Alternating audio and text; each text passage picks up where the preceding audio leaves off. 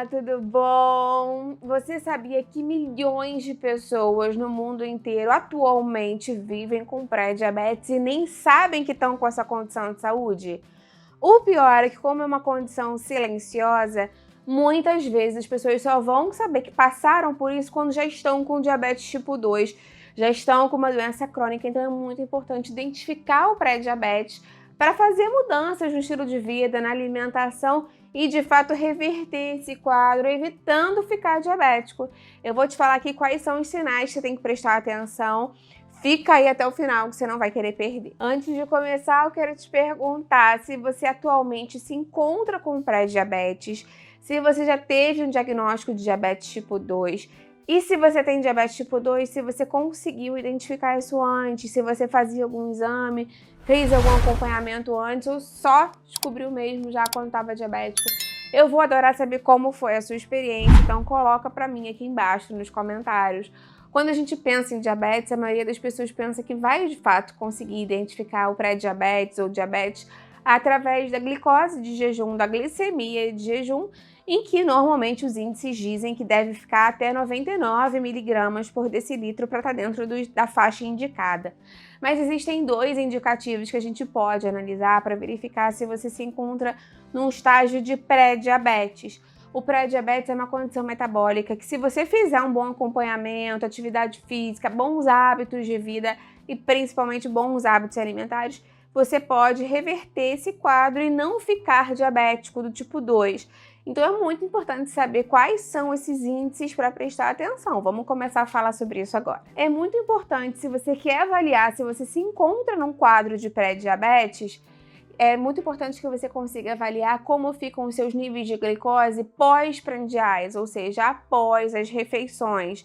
Isso vai mostrar como o seu corpo está conseguindo lidar com a glicose, com o carboidrato, com os nutrientes que ele vem absorvendo e como fica a sua secreção de insulina nesse momento. Então é importantíssimo você fazer algum tipo de acompanhamento nesse sentido.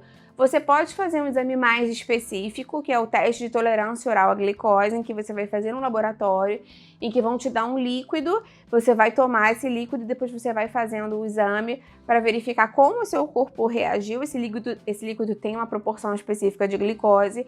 Ou, se você tiver um aparelhinho de ponta de dedo, o glicosímetro caseiro, você pode medir na sua própria casa após a sua refeição para verificar. Normalmente, o normal é que esse nível fique até 139 miligramas por decilitro e o pré-diabetes no pós-prandial fica entre 140 e 199 miligramas por decilitro. Esse é um ponto muito importante, esse é um índice muito importante para a gente, de fato, verificar como o corpo reage à alimentação. Claro que a glicose em jejum é importante, mas principalmente ver como o seu metabolismo está relacionado com a alimentação pode dar um panorama bem interessante sobre o pré-diabetes para a gente. Isso é importante porque o pré-diabetes está relacionado muitas vezes à resistência à insulina. Ou seja, no caso do diabetes tipo 2, o diabético ou pré-diabético continua secretando a insulina normalmente, diferente do tipo 1, em que tem um ataque imunológico ao pâncreas e ele para de produzir ou diminui muito abruptamente a produção da insulina. Esse, o tipo 1, é um diabetes mais imunomodulado, é uma doença autoimune. No caso do diabetes tipo 2, isso não acontece. O pâncreas continua exercendo a função dele de produzir a insulina, mas as células não conseguem enxergar bem essa insulina. Ou seja, a insulina está circulando, às vezes até em quantidade maior no nosso corpo, mas a célula fica resistente a ela, não consegue enxergar e fazer com que essa ligação dela, a célula, para que a glicose entre, ocorra da melhor forma possível. Por isso, essa resistência à insulina tem que ser sempre avaliada no caso do pré-diabetes, do diabetes tipo 2, é um índice muito importante. Muitas pessoas querem saber o que vai causar essa resistência à insulina. E essa é uma questão multifatorial. A gente sabe que muitos fatores de alimentação e estilo de vida podem fazer isso. Então, uma das coisas que impacta muito, com certeza, é o sedentarismo. A falta de exercício físico é um dos grandes culpados, porque os músculos têm um papel muito importante na captação de glicose não mediada pela insulina, esse é um ponto muito importante.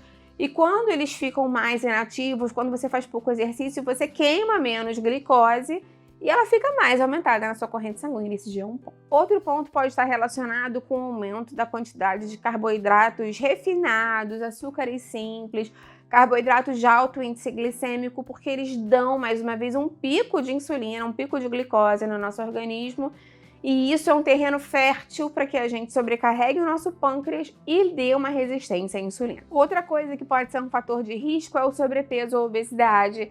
As células adiposas são células que liberam componentes inflamatórios que podem aumentar essa resistência à insulina e favorecer, mais uma vez, toda essa questão metabólica relacionada ao pré-diabetes e ao diabetes tipo 2. Além disso, o estresse crônico também pode impactar na secreção de hormônios, na captação de glicose pelas células, e a falta de sono também, mais uma vez, pode modular essa resposta hormonal do nosso corpo.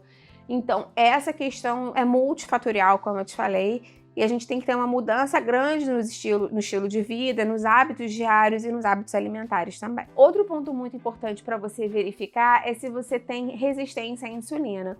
Então, um exame que você pode utilizar para fazer isso é fazer a medição da insulina no seu organismo e junto pedir o OMA-IR, que é um índice que você verifica a insulin resistance, ou seja, a resistência à insulina.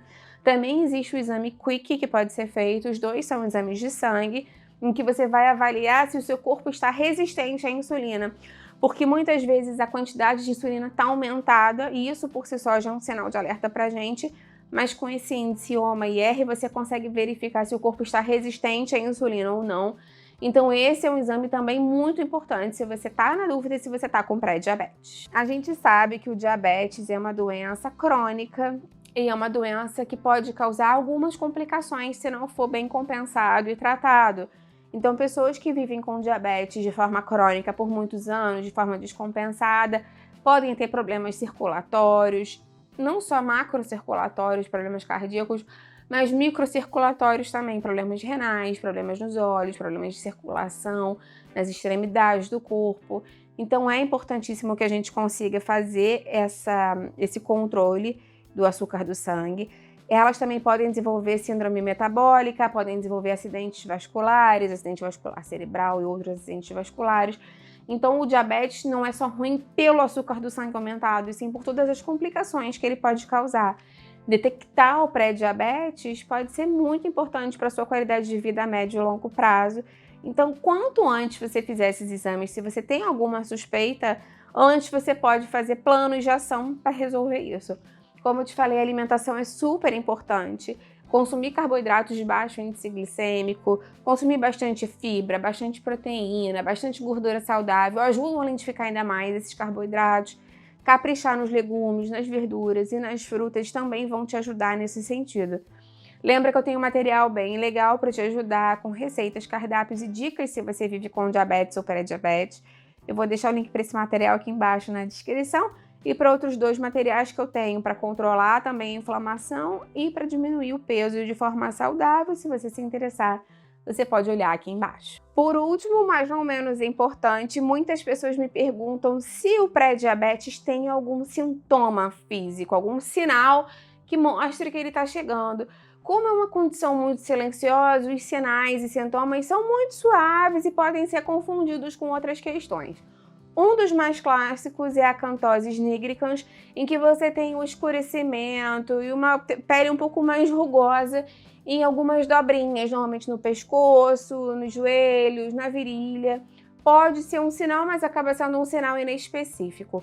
Outro sinal é o ganho de peso nessa região aqui, o abdominal, visceral central, que está muito relacionado, com certeza, com a resistência à insulina, né? Isso já é clássico, então esse é um primeiro ponto interessante, que a gente já acende uma luz amarela, mas também não é específico.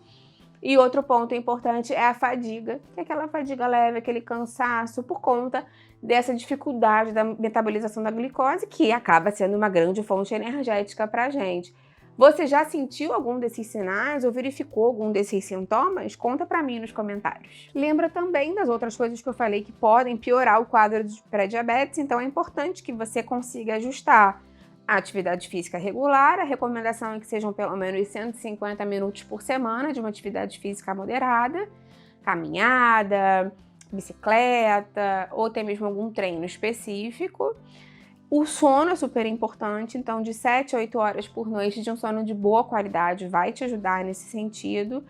O controle do peso é super importante também. Nunca por uma questão estética, porque isso sempre é muito particular, mas pela saúde, o excesso de peso pode contribuir para a inflamação, pode contribuir para a síndrome metabólica, que pode contribuir para o pré-diabetes e o diabetes tipo 2 também.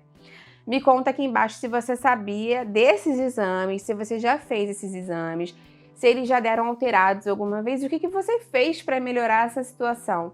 Eu vou adorar ver o seu comentário. Lembra de deixar a curtida no vídeo, porque aí você também me ajuda e compartilha com quem vai gostar, com quem precisa. Vamos juntos ampliar essa corrente do bem, que é isso que eu quero aqui com o Carol. Até a próxima, tchau, tchau!